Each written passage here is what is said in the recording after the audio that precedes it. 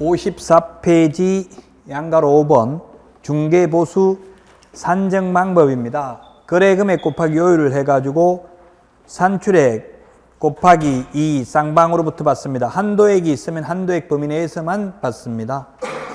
양가로 5번인데 이게 뭐냐면 예를 들면 여러분들이 지금 기본서가 아니라서 표가 요율표가 없는데 시도조례 요율표에 의하면 2억이면 서울시조례에 보면 0.4%입니다. 그럼 2억짜리면 80만 원 받을 수 있습니다. 그런데 이거는 지금 시도조례니까 암기할 필요는 없고요.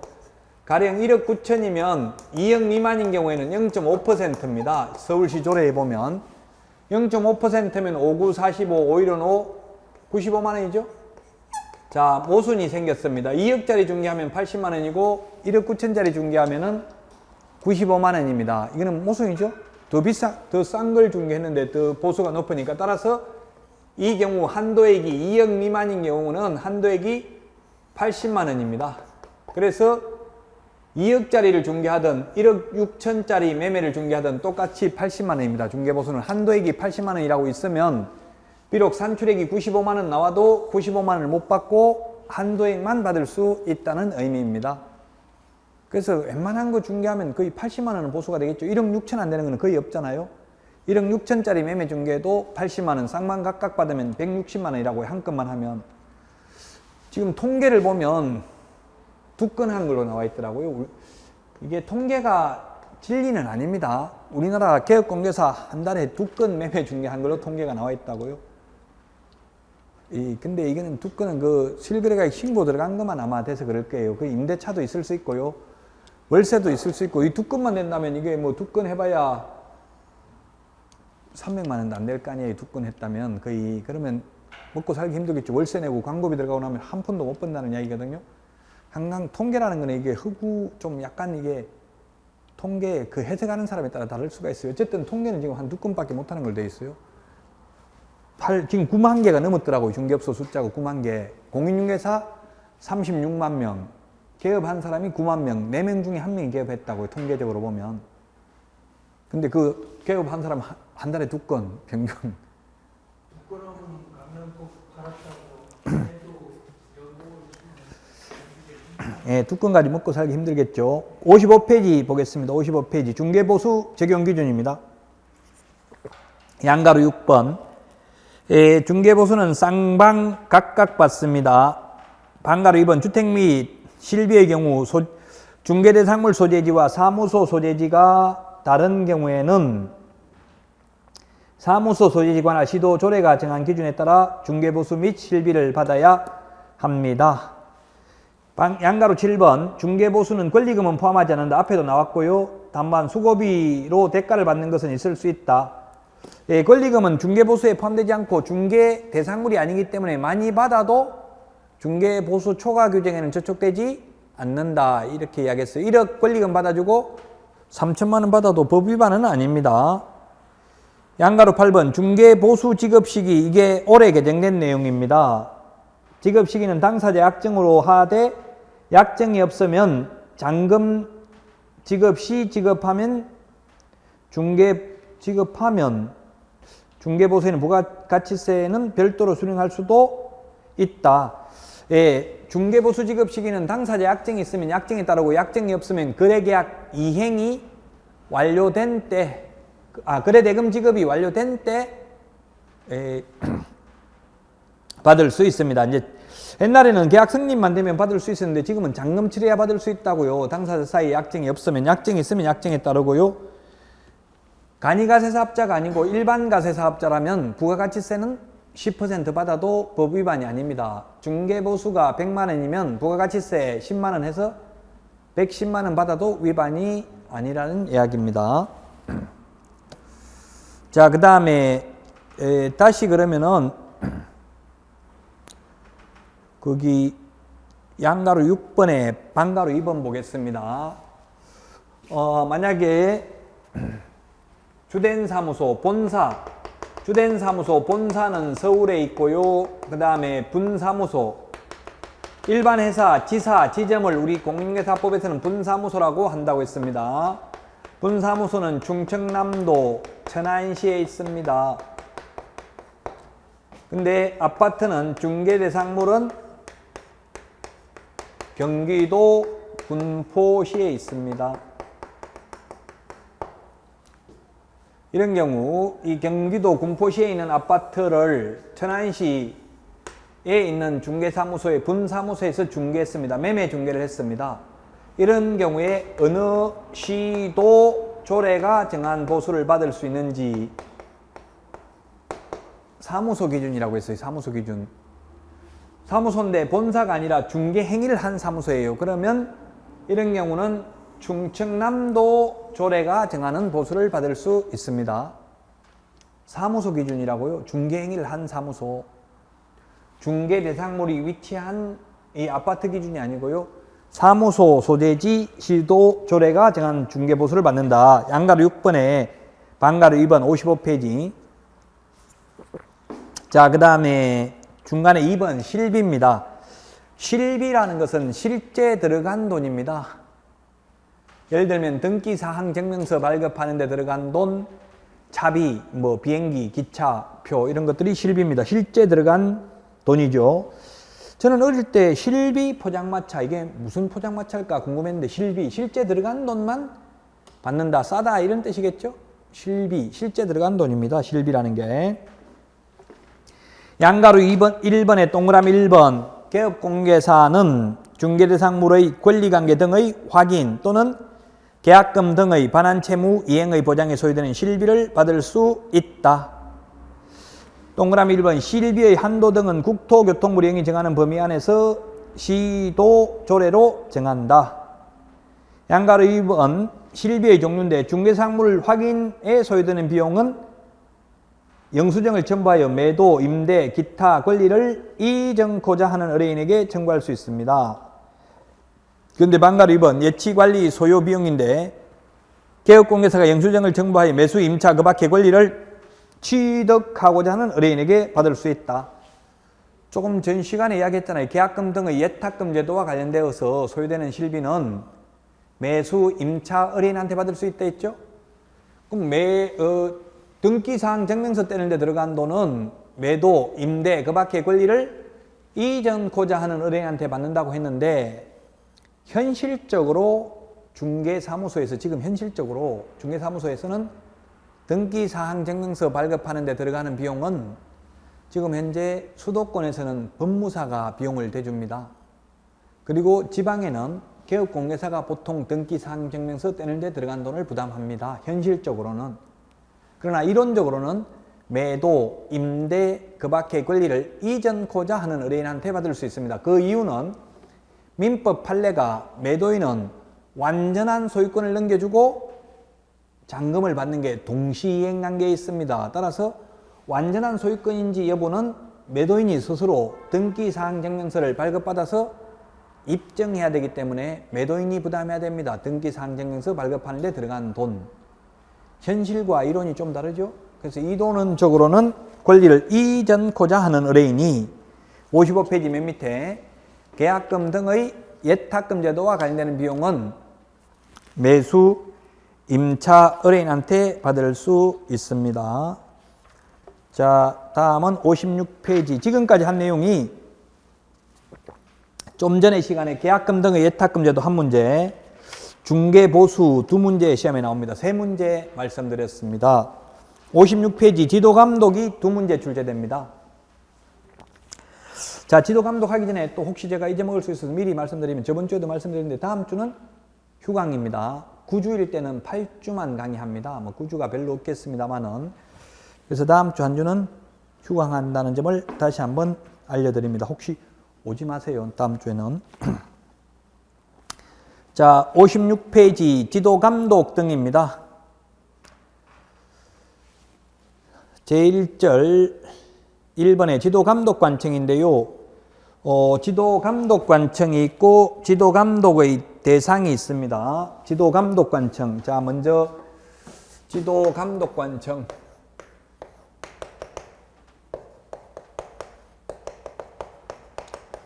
지도감독관청 1번 지도감독관청, 그 다음에 지도감독의 대상입니다. 지도감독 대상. 지도감독관청은 첫 번째 국토교통부 장관입니다. 국토교통부 장관을 앞으로 줄여서 국토부 장관 또는 국장, 더 줄일 때는 이렇게 하더라도 같은 사람입니다. 지금은 시간이 있으니까 국토교통부 장관. 나중에 시험에 임박하면 시간이 없을 때는 그냥 줄여서 국장 또는 국토부 장관 이렇게 줄여서 말합니다. 그 다음에 시도지사. 시도지사라고 하면 특별시장, 광역시장, 특별자치도지사를 말합니다. 현재는. 그 다음에 등록관청입니다. 등록관청. 등록관청은 시장군수구청장인데요. 자, 그렇다면 아직까지 뭐 시험에 잘 나오진 않습니다만은 지도감독관청이 아닌 사람은 이렇게 하면 수원시장, 부천시장, 뭐 전주, 청주, 창원, 포항, 그 다음에 뭐 천안, 그 다음에 많죠. 고양시라든지 안산시라든지 안양시라든지 성남시 이런 경우는 구가 설치되어 있잖아요. 그러면 이런 수원시장은 지도감독관청이 아닙니다. 수원시 만약에 영통구라면 구가 있으면 구청장이 등록관청입니다. 그래서 수원시장은 우리 공인중개사법상 하는 일은 없습니다. 영통구청장, 경기도지사, 국토교통부 장관은 지도감독관청이지만 수원시장은 지도감독관청이 아닙니다. 그래서 만약 우리 공인중개사법 시험에 자치구의 구청장에 한한다 이런 말 나오면 무조건 X입니다. 서울특별시, 노원구, 강남구 이런 거는 자치구죠. 근데 수원시, 영통구 이런 거는 비자치구. 즉 투표해가지고 뽑는 게 아니고 직선제, 임명제입니다. 임명제. 비자치구라 합니다. 특별시, 광역시가 아닌 시에 설치된 구를. 따라서 이런 수원시장 같은 경우는 지도감독관청이 아니다. 자, 그 다음에 지도감독 대상은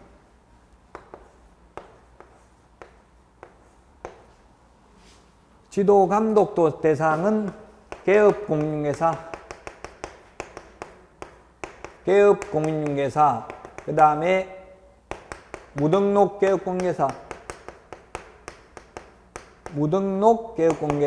그 다음에 거래정보사업자입니다.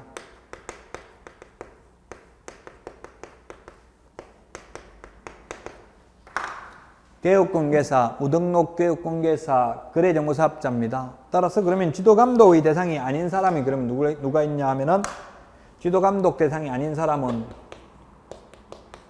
소속공인중개사, 중개보조원입니다.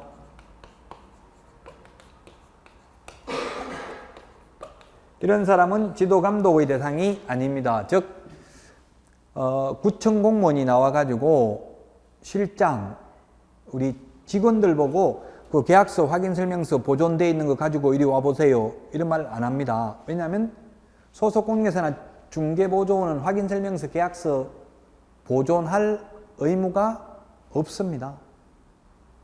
개업공개사가 보존할 의무가 있습니다. 그래서 지도감독관청이 아닌 사람은 수원시장, 부천시장 이런 분들이고요. 지도감독의 대상이 아닌 것은 소속공인중개사, 중개보조원이 지도감독의 대상이 아니라는 점을 유념하시면 되겠습니다.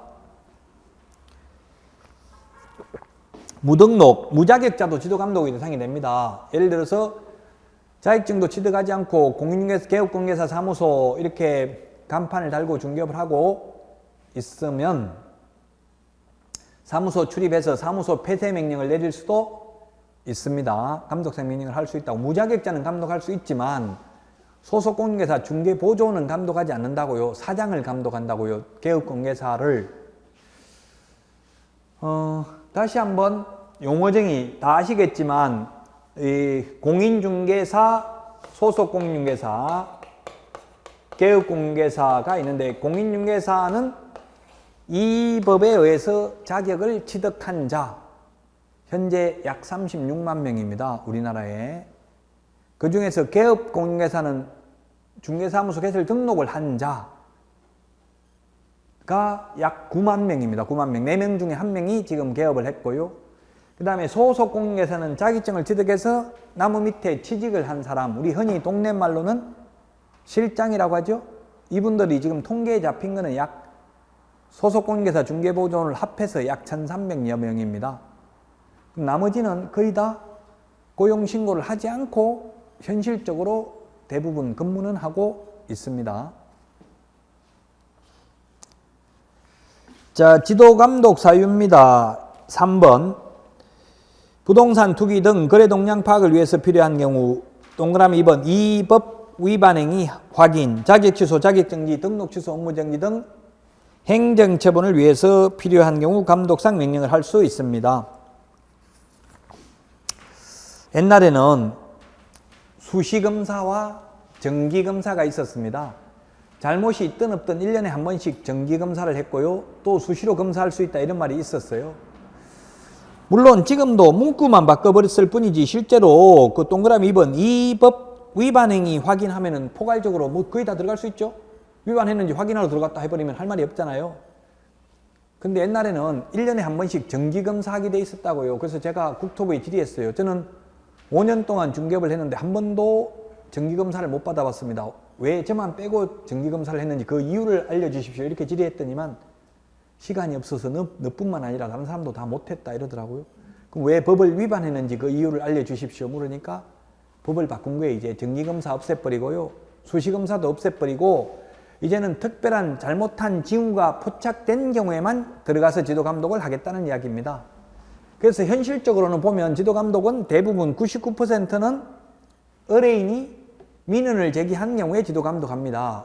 뭐 손해봤다, 이거 확인설명 위반으로 지금 피해봤다 이렇게 해가지고 민원 제기한 건만 지도감독을 하고요. 그 외에는 대부분 이 조사 확인을 합니다. 지금 조사하는 이유가 주로 현금 영수증 교부했는지 이거 물으러 많이 나오더라고. 현금 영수증 교부했는지 안 했는지 확인하려고.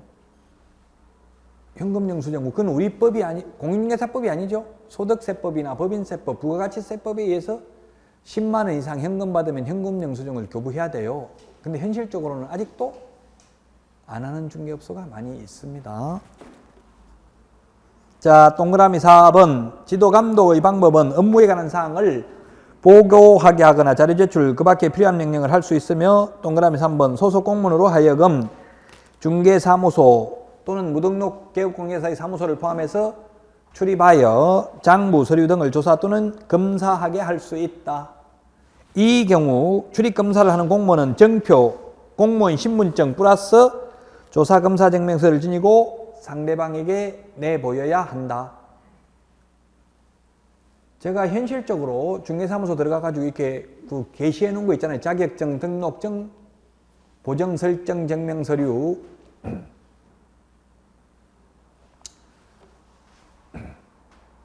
그 다음에 또 뭐가 있어요? 게시하는 게 4가지. 등록증, 중개보 수열표, 보정 설정 증명서, 등수보자, 자격증 이 4가지 게시했는데 이거 쳐다보고 있으니까 중개사무소에 20만 원 돈 저한테 주머니에 넣어주는 사람도 있더라고요. 지도감독 나왔는 줄 알고. 지도감독은 1명 절대 안 다닙니다. 현실적으로 2명이 다닙니다. 우리 경찰차 타고 다닐 때도 2명 다니지 혼자 안 다니죠? 혼자 다니면 뇌물 받기도 쉽고요. 혼자 가다 맞아 죽을 수도 있고 그렇기 때문에 항상 2명 다닙니다. 2명 동시에 죽이기는 힘들죠? 그래서 내부 지침에 보면 2명 다니도록 돼 있어요. 그리고 반드시 단속하러 나오면 공무원 신분증 보여줘야 되고요.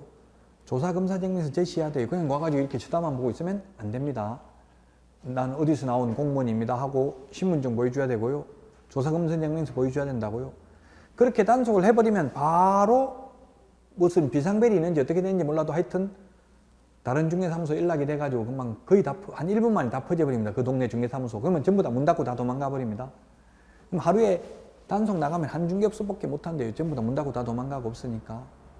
만약 여러분들도 현업에 나가서 문 닫고 도망가라고 하면 가는 게 좋아요. 그 뉴스에 9시 뉴스에 보면 판교 단속한다고 노란 완장 차고 들어가서 이렇게 문 열면 문이 닫혀 있어요? 열려 있어요? 전부 닫혀 있잖아요. 어떻게 알고 다 닫고 도망갔냐고요. 누구한테 연락받고 나갔다는 이야기예요. 여러분들도 현실적으로 문 닫으라고 하면 닫아야 됩니다. 자, 그래서 단속하러 혼자는 안 오니까 겁먹지 말라고요. 신분증 보여줘야 되고요. 조사검사증명서 보여줘야 됩니다. 나 이런 사람이고 언제부터 언제까지 조사검사하기로 명받았다. 이렇게 조사검사증명서도 제시해야 된다. 57페이지 지도감독 위반 시 제재입니다. 거래정보사업자는 만약에 지도감독을 거부하면은 감독은 공무원 왔는데 못 보여주겠다 이렇게 하면 500만 원 이하가 되고요. 개업관계사는 6월의 범위 안에서 업무정지 사유고요. 만약에 협회가 지도감독을 위반하면 500만 원 이하가 되렵니다. 협회는 오로지 500만 원 이하의 가태료밖에 없습니다. 협회가 위반행위 했을 때에는. 자, 그 다음에 개업관계사에 대한 행정처분으로서 절대적 등록 취소, 필요적 등록 취소, 기속 취소, 등록 취소하여야 한다. 다 같은 말입니다. 재량권이 없다는 이야기예요. 반드시 이 8가지에 해당되면 취소하여야 합니다. 이 8가지 암기사항입니다. 이 암기하는 거는 뭐 선생님들마다 다 다르니까요. 절대적 취소, 첫 번째 절대적 취소 사유입니다. 필요적 취소, 절대적 취소, 취소하여야 한다. 기속 취소, 다 같은 말입니다. 자, 그래서 단순히 암기하는 건데 저는 그냥 법조문 순서대로 암기하겠습니다. 사부, 결의, 소양, 업체. 이 말이 안 되는데 자꾸 말하면 말이 돼요. 8가지예요. 첫 번째, 이건 단순히 암기사항이니까 시험에는 출제됩니다. 2문제 출제된다고 했죠. 아까 사망, 개인이 사망하거나 법인이 해산한 경우. 그 다음에 거짓, 부정한 방법으로 등록을 한 경우에, 그 다음에 결격사유에 해당하면 등록을 취소해야 됩니다. 그 다음에 이중 등록, 이중 소속, 등록증을 양도되어한 경우 등록을 취소해야 됩니다. 올해 시험 문제에 등록증을 양도되어한 경우에 자격을 취소해야 한다 이렇게 나왔다고요. 그럼 X잖아요. 그게 문제 잘못됐다고 이의신청해달라 이렇게 올라온 거 제가 안 된다고 한 거예요. 이게 바로 이 문제가. 물론 가슴 아프지만 법조문에 등록증 대여하면 등록 취소한다고 돼 있고 자격증 대여하면 자격 취소한다고 돼 있으니까 어쩔 수 없는 거예요. 현실적으로는 그런데 이제 판례를 그게 자꾸 인용하는데 현실적으로 판례는 어떻게 됐냐면 등록증만 빌려주고 자격증 안 빌려주는 사람은 없겠죠. 현실적으로. 그럼 자격증은 A 것이고 등록증은 B 것이고 이게 있을 수가 없잖아요. 현실적으로. 현실적으로 등록증을 빌려줬다는 거는 자격증도 빌려주게 됩니다. 현실적으로는. 그렇지만 시험에는 등록증만 빌려줬다고 했으니까 그럼 등록 취소다 이 말이에요. 그럼 자격증은 안 빌려줬을 수도 극단적으로는 있기 때문에. 업무정지 기간 중에 업무를 하거나 7번입니다. 업무정지 기간 중에 업무를 하거나 자격정지 기간 중에 있는 소속공인중개사로 하여금 업무를 하게 한 개업공인중개사는 등록을 취소하여야 합니다. 8번 이 법에 의해서 최근 1년 이내에 2회 이상 업무정지 처분을 받고 2회 이상 업무정지 처분을 받고 또다시 업무정지에 해당되는 위반 행위를 한 경우입니다. 최근 1년 동안 업무정지 2번 받았고요. 또 한 번 업무정지에 해당되는 위반 행위 해가지고 적발됐어요. 그럼 3번이잖아요. 1년에. 그럼 거의 뭐 매 업무정지 끝나자마자 또 위반했고 끝나자마자 또 위반했고 이렇게 봐야 되겠죠? 그래서 이런 건 상습범이니까 등록을 취소하여야 합니다. 삼진 아웃죄입니다. 삼진 아웃. 지금 최근 1년 이내에 3번이나 업무정지에 해당되는 위반 행위했다고요. 뭐 삼진 아웃 많대요. 음주운전 3번 걸리면 면허 취소한다 뭐 이런 거 있는 것 같더라고요. 마찬가지 우리도 최근 1년 만에 3번이나 업무정지에 해당되는 위반 행위 했다고요. 야구에서도 스트라이크 3번이면 아웃이죠? 삼진 아웃입니다. 그래서 3번, 2번은 위반 행위했고 또다시 한 번 적발됐습니다. 이런 경우 취소하여야 한다. 참 어려워요. 이게 지금 처음 듣는 분이 암기하는 거. 근데 그냥 듣기만 하고 잊어먹어요. 어차피 지금 암기한다고 시험 볼 때까지 가는 것도 아니니까. 그렇다고 저는 이게 책에 있는 걸 강의 안 할 수도 없거든요. 지금 이런 건 사실 나중에 암기해도 되지만 방가로 2번 상대적 취소, 임의적 취소, 재량 취소, 취소할 수 있는 겁니다.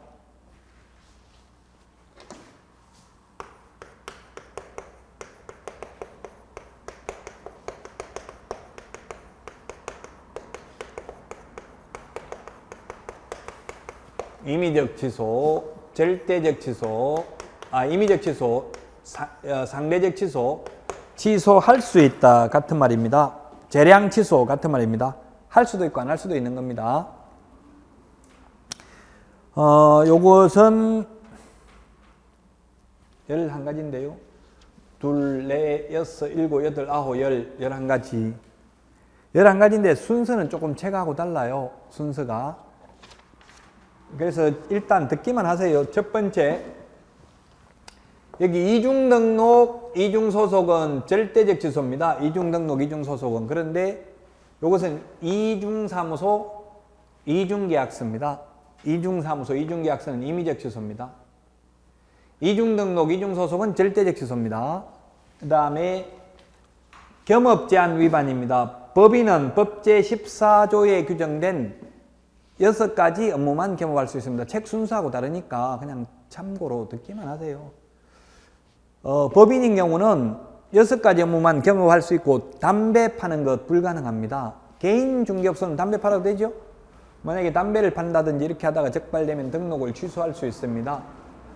근데 앞으로는 이제 이게 법인인데 법인. 앞으로는 법인은 지금 뭐 시험에는 안 나올 가능성이 있어요. 나중에 개정될 수도 있지만 지금 국토부에서는 법인은 등록 취소를 없애려고 합니다. 왜냐하면 미국하고 FTA가 비준돼 가지고 2017년부터 전면 개방이 돼요. 그러면 국가 투자자 소송 제도가 있어요. 만약에 미국 사람들이 투자를 했는데 우리나라 국가 때문에 손해를 봤으면 국가를 상대로 손해배상을 청구할 수 있거든요. 이게 뭐냐면 등록하라고 해서 등록했더니만 등록을 취소해 버렸어요. 그럼 점포는 100개 내놨는데 분사무소 100개 만들어놨는데 예를 들어서 등록이 취소되면 분사무소도 영업 다 못하죠? 엄청난 피해가 생기니까 이제 법인에 한해서 등록 취소를 없애고 정부의 취지가 법인은 과징금을 부과하고 그 과징금 액수를 좀 높이는 방안이 지금 연구되고 있어요. 용역을 해가지고 계속 그런 학자들이 그런 주장을 하고 있다고요. 등록 취소되면 국가 투자자 소송 제도에 의해서 미국한테 손해배상 해줘야 될 여지가 있기 때문에. 그러나 현재는 법인은 등록 취소할 수 있습니다. 법인도. 임은 임시중개시설물, 소위 뜻다방 설치한 경우입니다. 파라솔, 천막 등 이동이 용이한 임시중개시설물 설치한 경우. 모델하우스 앞에 가면 파라솔, 천막 같은 거 설치해놨죠? 그 파라솔, 천막을 모델하우스 앞에 가면 설치하는 그거 모델하우스에서 줄까요? 아니면 개업공개사 가져갈까요? 저는 그게 궁금했는데 제가 실제 해보니까 개업공개사가 가지고 다니더라고요. 천막 설치하라고 연락 왔더라고. 저한테도 옆에 그 모델하우스에서 신청을 했더니만. 어쨌든 그런 임시중개 시설물 뜻다방 설치하면 안 됩니다. 그 다음에 5는 뭐냐면 이게 지금 저는 이게 개업공개사들이 무조건 설치하는 줄 알았더만 제가 개업공개사를 해보니까 개업공개사 설치하고 싶은 게 아니라 모델하우스에서 연락 와요. 설치하라고 요청을 하더라고요. 자, 그럼 보는 뭐냐면 손해배상을 보장하기 위한 보정미 설정입니다. 보정. 손해배상을 보장하기 위한 보정 설정을 해야 되죠. 법인은 2억 원 이상, 개인은 1억 원 이상, 분사무소 1억 원 이상, 지역농협 1000만 원 이상 보정 설정을 해야 되잖아요. 이 보정 설정을 하지 아니하고 중개업을 하면은 등록을 취소할 수 있습니다. 자, 그 다음에 정은 뭐냐면 전속 중개 계약을 체결하고 7일 이내에 정보 공개를 하지 않거나 의뢰인이 비공개 요청한 정보를 공개한 경우에 등록을 취소할 수 있습니다. 그 다음에 금지행위입니다. 금지행위. 금지행위가 7가지가 있었어요. 매무수거 관직상투. 뭐가 있었냐면 매매를 업으로 한 경우, 무등록 개업공개사와 협력하는 행위, 중개보수 또는 실비를 초과해서 받는 행위, 거짓된 은행, 그 밖에 의뢰인의 판단을 거르치게 하면 1년 이하의 징역이나 1,000만 원 이하의 벌금. 그 다음에 분양 관련 증서 매매를 업으로 하거나 중개하는 행위, 직접 거래, 쌍방대리, 투기 조장하면 3년 이하의 징역이나 2천만 원 이하의 벌금. 이러한 금지 행위를 하면은 등록을 취소할 수 있다. 자, 그 다음에 최근. 최근이라는 말 들어가는 게 최근 10번에 있습니다. 10번 58페이지. 최근 1년 이내에 이 법에 의하여 3회 이상 업무정지 또는 과태료 처분을 받고 다시 업무정지 또는 과태료 처분에 해당하는 위반 행위를 한 때 가로 안에 절대적 취소 사유에 해당하는 경우에는 제외한다. 이게 무슨 말이냐면 자, 최근 2+1 삼진아웃죄라고 했어요. 3번 업무정지에 해당되면 등록 취소해야 된다 했죠. 근데 이거는 지금 뭐예요? 최근 1년 이내에 3+1입니다. 3번 이상 업무정지 또는 과태료 처분을 받고 또다시 업무정지 또는 과태료에 해당하는 위반 행위를 한 때 임의적 취소. 모순이잖아요. 2+1은 절대적 취소인데 3+1이 상대적 취소라면 모순이죠. 따라서 여기서는 이 4번 중에는, 이건 4번이잖아요. 이 4번 중에는 반드시 2번 이상 과태료가 포함되어야 합니다. 그래서 만약에 업무정지 플러스 업무정지 플러스 과태료 또다시 업무정지에 해당되는 3+1이면 이런 경우는 이미 업무정지 2번 받고 또 업무정지에 해당되면 스트라이크 삼진아웃죄 이것만으로도 절대적 취소입니다. 그래서 이런 경우는 비록 3+1이 임의적 취소가 아니라 절대적 취소입니다. 과태료가 한 번밖에 없기 때문에 최소한 과태료가 2번 이상 들어가야 된다고요. 그래서 최근 1년 이내에 과태료 플러스 업무정지 플러스 과태료 플러스 업무정지 이런 경우는 3+1이라도 이거는 상대적 취소가 되겠죠. 처음에는 조금 어려울 수 있는데 지금 아까 10번에 지금 무슨 이야기냐면 10번에 58페이지 메뉴에서 5번째 줄에 10번에 맨 뒤에 가로 안에 절대적 취소 사유에 해당하는 경우는 제외된다고. 즉 2+1에 해당되어서 이미 절대적 취소 사유에 해당되는 건 제외된다. 이 말은 과태료가 2번 이상은 들어가야 되고요. 과태료가 한 번밖에 안 들어가 있으면 이미 2+1 여기 삼진아웃죄에서 절대적 취소죠. 자, 그 다음에 또 최근인데요. 최근 뒤에 있는 최근 할 때 그는 뭐냐면 10번 했고 11번 독점규제 및 공정거래법을 위반하여 최근 2년 이내에 2번 이상 시정조치나 과징금을 받은 경우입니다. 11번이 뭐냐 하면 최근 2년 이내에 2번 이상 여기서 제재라고 되어 있는데 이게 시정조치입니다. 시정조치 또는 과징금을 받은 경우인데 이게 뭐냐면 현실적으로 중개업소에 지금 회원업소, 비회원업소 해가지고 왕따 시키는 게 있습니다. 가장 심한 곳이 일산인데요. 회원업소라고 있어요. 부동산 거래 정보망을 침목해서 그 만약에 노원구, 상계동 이러면 상계동에 있는 사람들끼리만 침목회를 만들어가지고 정보망을 만들어가지고 자기들 회원들끼리만 정보를 공유해요. 비회원들에게는 정보를 매물을 볼 수 없게 막는다고요. 이렇게 하면 독점규제 및 공정거래에 관한 법률 위반입니다. 불공정 행위로서 이런 행위를 하다가 적발되면 2년 이내에 2번 적발되면 등록을 취소할 수 있다고요. 근데 아직까지 적발돼가지고 등록 취소된 사례는 한 건도 없습니다. 그럼 예를 들면 제가 사는 동네가 군포인데요. 경기도 군포시에 중개사무소가 502개가 있어요. 거기에 군포회가 있고 삼본회가 있어요. 그 친목회가 2개가 있다고요.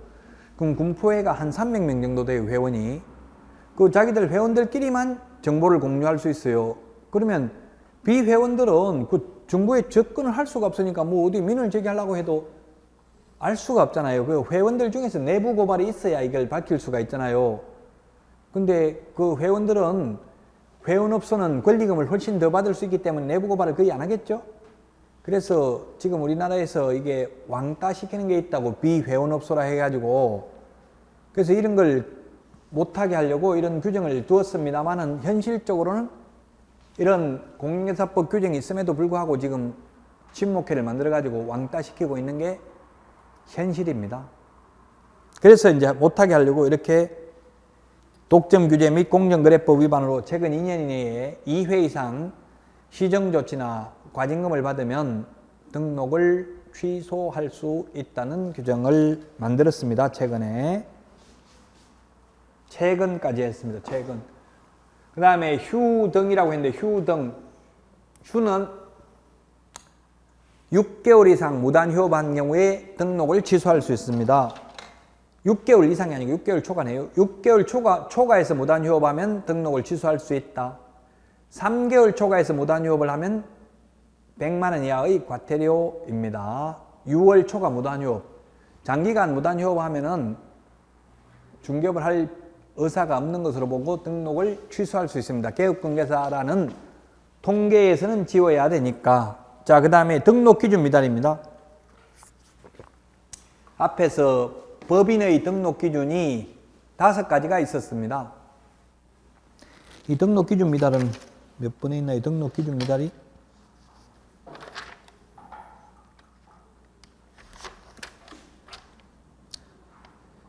등록 기준 미달 몇 번 있는지 갑자기 못 찾겠네. 3번에 있죠. 3번 57페이지 맨 밑에 3번. 앞에서 했어요. 등록 기준. 법인의 등록 기준 5가지가 중요하다고 했습니다. 다시 한번 복습을 하면 법인은 자본금 5천만 원 이상 상법상 회사이어야 합니다. 두 번째, 중개업 뿐만 아니라 법 제14조에 규정되고 있는 업무만을 겸업할 수 있습니다. 그 다음에 세 번째, 대표자는 공인중개사이어야 하며 대표자를 제외한 임원 또는 사원의 3분의 1 이상이 공인중개사이어야 합니다. 대표자를 포함한 모든 임원, 사원, 전원 및 분사무소 책임자가 실무교육을 받아야 됩니다. 건축물 대장에 기재되어 있는 사무실을 확보해야 됩니다. 이 5가지가 등록 기준인데요. 그럼 예를 들어서 3분의 1 이상이 공인중개사여야 되는데 공인중개사 자격증 있는 사람이 전부 다 사퇴했습니다. 다 그만둬 버렸습니다. 그러면 등록 기준이 미달되니까 등록을 취소할 수 있겠죠? 자, 임의적 취소 다 했습니다. 임의적 취소, 취소할 수 있는 사유. 그 다음에 업무정지 사유입니다. 58페이지. 업무정지 사유. 14개를 여기 적어놨는데 실제로는 15개입니다. 업무정지인데 방가로 3번에 동그라미 1번 등록관청은 개업공개사가 6월의 범위 안에서 기간을 정하여 업무의 정지를 명할 수 있다. 개업공개사에 대해서 6월의 범위 안에서 업무정지를 명할 수 있고요. 법인인 경우 법인 또는 분사무소별로 업무정지를 명할 수 있고요. 동그라미 2번 업무정지는 그 사유가 발생한 날로부터 3년이 경과한 때에는 업무정지 처분을 할 수 없다. 소멸시효, 제척기간 이렇게 적어놨는데요. 민법에서는 제척기간하고 소멸시효하고 다르거든요. 그 공인중개사법에서는 이게 제척기간인데 일부 출판사에서 소멸시효라고도 적어놨어요. 그래서 우리 공인중개사법에서는 민법을 묻는 게 아니기 때문에 제척기간이냐 소멸시효냐 이게 중요한 게 아니라 업무정지는 그 사유가 발생한 날로부터 3년이 지나면 할 수 없다라는 표현이 이게 중요합니다. 즉 소멸시효와 제척기간의 가장 큰 차이점은 소멸시효는 중단시킬 수가 있습니다. 소멸시효를 중단시킬 수 있는데 제척기간은 불변의 기간입니다. 무조건 3년만 지나면 업무정지 못한다고요. 업무정지 사유에 해당되어도 소멸시효라고 하면 우리 뭐 예를 들면 채권 소멸시효가 10년이지만 일반 채권 어떻게 하면 돼요? 소송을 해가지고 시효가 소멸하려고 하면은 소송해가지고 새로 판결문을 받거나 뭐 이렇게 하면은 또다시 청구를 하게 되면은 시효가 그때부터 새로 시작하죠? 중단시켰다가 새로 시작하잖아요. 근데 제척기간은 중단시킬 수가 없어요. 불변의 기간이라는 데 가장 큰 차이가 있어요. 그러면 이게는 민법적으로 본다면 소멸시효가 아니고 제척기간이라고 봐야 돼요. 그러나 시중에 있는 책들이 소멸시효라고도 많이 적어놨기 때문에 우리 책에 이렇게 둘 다 적어놓은 거예요. 우리 시험에 소멸시효냐 제척기간이 이렇게 나온 게 아니고 어떻게 나왔다? 이런 식으로 출제됐어요. 자격정지는 그 사유가 발생한 날부터 3년 지나면 할 수 없다. X죠? 자격취소, 자격정지, 등록 취소가 아니라 오로지 뭐만? 업무정지만 그 사유가 발생한 날로부터 3년이 지난 때에는 일을 할 수 없습니다. 자, 동그라미 3번 업무정지 기간의 2분의 1 범위 안에서 가중 또는 감경할 수 있고 가중하여 처분하는 때도 업무정지 기간은 6월을 초과할 수 없다. 예.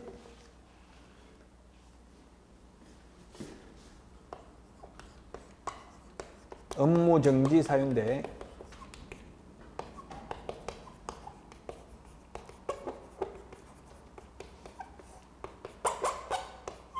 확인, 계약, 인전, 업명기 15개입니다. 자, 구체적 기준이 6개월짜리가 있고요. 구체적 기준이 3개월짜리가 있고 구체적 기준이 1개월짜리가 있습니다. 이건 노무현 정부 때 생겼는데요. 노무현 정부 정치적인 공과를 떠나서 이 법적으로 보면 상당히 합리적으로 만들었습니다. 왜냐하면 판사들도 장량감형이라는 게 있어요. 장량감형. 그게 뭐냐면 양형기준의 2분의 1 범위 내에서 판사가 재량권을 행사할 수 있어요. 예를 들면 10년 이하의 징역이면 양형기준이 8년 돼 있으면 판사가 재량권으로 4년은 깎아줄 수 있다고요. 판사도 재량권을 2분의 1만 행사할 수 있어요. 양형기준의. 판사도 2분의 1밖에 행사 못하는데 그냥 업무정지를 6개월 이하라고만 해놓는다면 공무원이 뇌물 받고 어떤 사람은 하루만 업무정지 할 수도 있을 것이고요. 미운 사람은 6개월 다 업무정지 할 수도 있겠죠. 그래서 재량권의 일탈, 남용을 방지하기 위해서 2006년 1월 30일 노무현 정부 때부터는 이제 6개월이지만 법에는 6개월이지만 국토교통부령에 구체적 기준을 6개월, 3개월, 1개월 이렇게 구체적 기준을 정해주고 이 구체적 기준의 2분의 1 범위 내에서만 가중 또는 감경할 수 있다고요.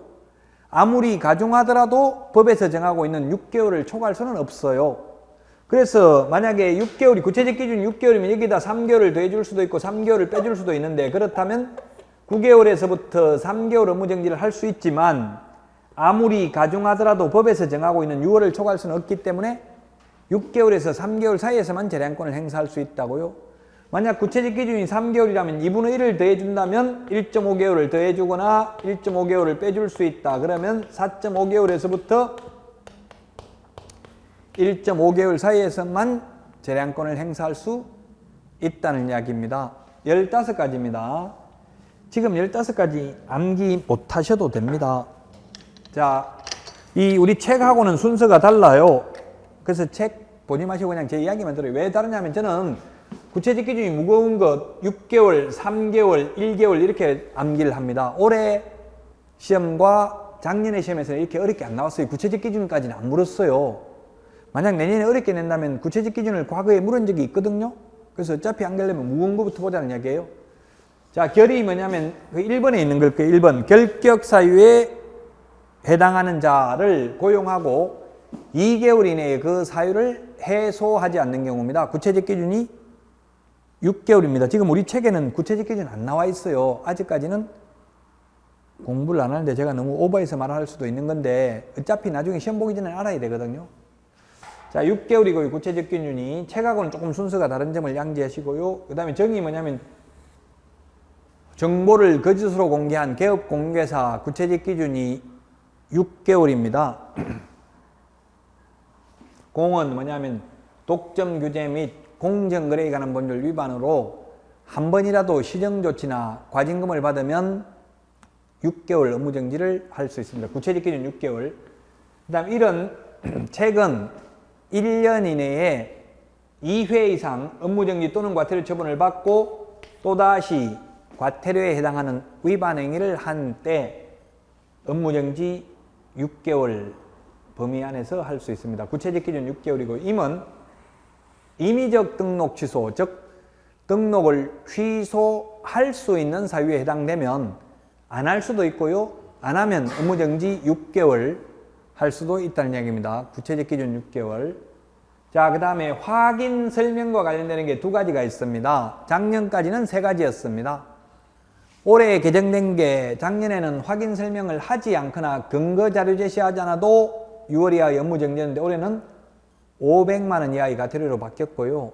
다만 확인 설명서를 교부하지 않거나 3년간 보존하지 않거나 서명 날인하지 않는 경우는 6월 이하의 업무정지, 구체적 기준은 3개월입니다. 이 확인 설명서에 서명 날인하지 않는 경우, 쌍방교부하고 3년 보존하지 않는 경우입니다. 계약서 쌍방교부하고 5년 보존하지 않거나 계약서에 서명 날인하지 않는 경우, 그 다음에 거래 사실을 거래정보사업자에게 통보하여 정보망에서 삭제하지 않으면 거짓 정보 공개가 되겠죠. 인장 등록 위반입니다. 인장 등록을 하지 않거나 등록된 인장을 사용하지 않거나 인장을 변경하고도 7일 이내에 변경 등록하지 않는 경우, 전속 중개계약서를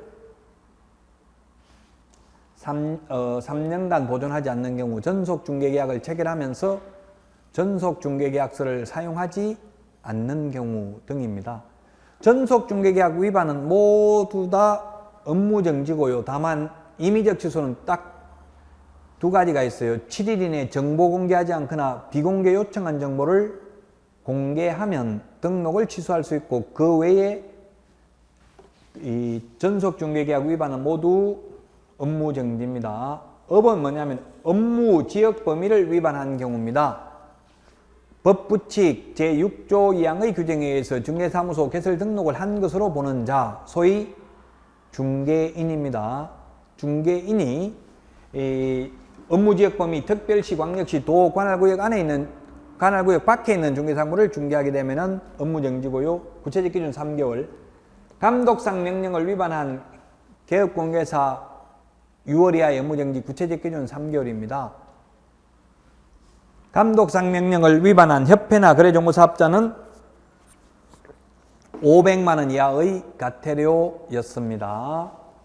이게 3개월이고 구체적 기준 기타 등등 이거 제가 국토부에게 모순이라는 말을 많이 했는데요. 이 헌법 소원을 제기한다면 위헌 소지가 있어요. 기타 등등 너무나 포괄적이죠. 그 밖에 이 법 또는 이 법에 의한 명령 위반하면 전부 업무정지예요. 구체적 기준 1개월입니다. 그래서 요즘 등록관청에서는 어떻게 하냐면은 명찰을, 공인중개사 명찰을 새겨서 달고 있으라고도 하고요. 목걸이처럼 이렇게 사원증처럼 있잖아요. 그런 거 달고 있으라고도 하고요. 또는 영정사진처럼 크게 기업공개사 사진을 중개사무소 뒤에 걸어 놓으라고도 합니다. 등록관청에 따라서. 나 못하겠다 이렇게 하니 이거 하라는 법이 어디 있냐 그러니까 하는 소리가 행정명령이다. 이거 위반하면 그 밖에 이 법 또는 이 법에 의한 명령 위반으로 1개월 업무정지, 고의가 있으면은 거기다 2분의 1을 가중해가지고 1.5개월 업무정지 하겠다 이렇게 하더라고요. 그래서 할 수 없이 사무실에 걸어놓을 수밖에 없어요. 시키는 대로 할 수밖에 없어요. 기타 등등. 그래서 개업공개사는 의뢰인 간의 관계에서는 항상 갑이 아니고 을의 지위에 있죠. 약자의 지위에 있어요. 의뢰인하고 싸우면 무조건 업무정지 1개월이라도 당한다고요. 저는 우리 집 앞에 제가 집을 뭐 팔고도 해봤고 세놓고도 전세도 살아봤는데 실장하고 의뢰인하고 싸우는 거 봤어요. 의뢰인이 중개보수 영수증 달라고 하더라고요. 그러니까 실장이 부가가치세 내라고 하더라고요. 그러니까 부가가치세 받는 사람이 어딨냐 하니까 막 2년 전년 하면서 싸우더라고요. 실장이. 저는 엄청난 충격적이었어요. 모르니까 그렇지, 알면, 법을 알면 싸울 수가 없죠. 무조건 민원 제기하면은 영수증 신고하면 포상금까지 받아요. 그런데 막 욕하고 싸우는 거 봤어요. 그럼 무조건 기타 등등에 걸려가지고 최소한 업무정지 당하고요. 중개보수도 영수증 무조건 교부해줘야 되죠. 현금 영수증. 달라 소리 안 해도 해줘야 돼요. 10만 원 이상 받으면. 근데 싸우는 거 보고 상당히 충격을 저는 받았어요. 그 무식한 사람이 용감하고요. 돈만 많이 벌려면 차라리 그래서 자격증 없는 게 더 많이 벌 수도 있어요. 근데 한 방에 그 대신에 죽을 수도 있겠죠. 자, 여기까지 58페이지까지 했습니다. 59페이지 공인중개사에 대한 행정처분부터는 쉬었다가 하도록 하겠습니다.